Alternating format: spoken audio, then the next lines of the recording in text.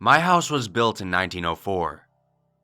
It is a single-family home, wood frame setting on a concrete block foundation.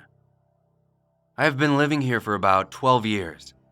Of all the weird things that my siblings and I have seen or heard in this house, this one event still gives me the chills to this day, and it didn't even happen to me. This incident actually happened to my brother.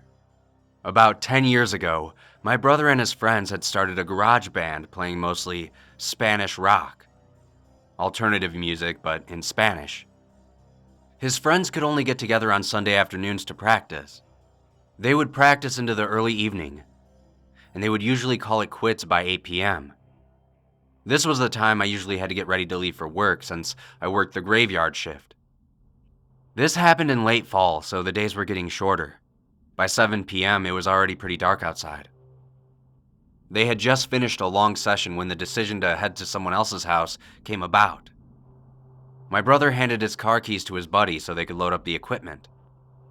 Everyone had filed out of the basement, but the way our basement was set up, they needed to walk all the way to the back of the basement, up the back stairs, through the kitchen doorway, down the hall, into the living room, and out onto the front porch.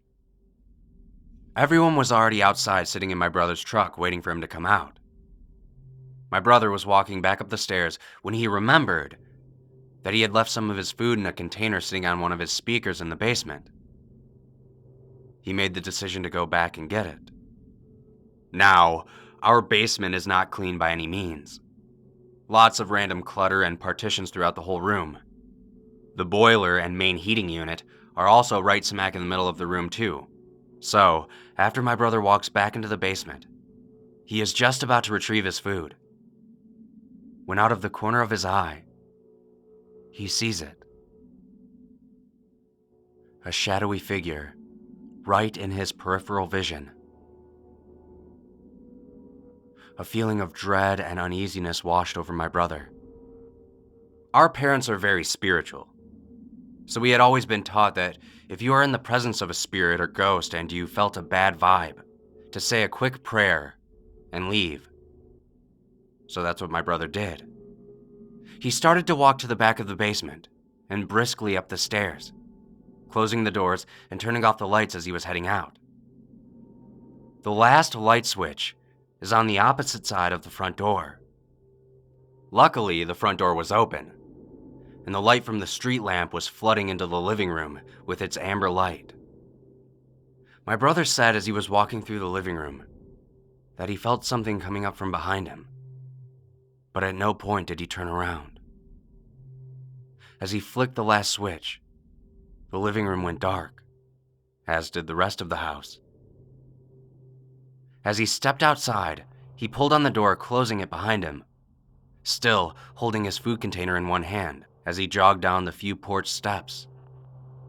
He quickly walked towards the front gate of the house. As he closed the gap between himself and his friend-laden truck, he smiled to himself and thought things over in his head, cursing under his breath for spooking himself out when there was probably no reason to be. He climbed into the driver's side of the truck, putting on his seatbelt and getting ready to pull out of the parking spot directly in front of the house, when one of his friends said, "Wait, what about your brother? Isn't he coming with us?" To which my brother replied, "What do you mean? He already left for work tonight." It got really quiet in the truck before one of his friends said, "So then, who was that walking behind you when you were leaving the house?"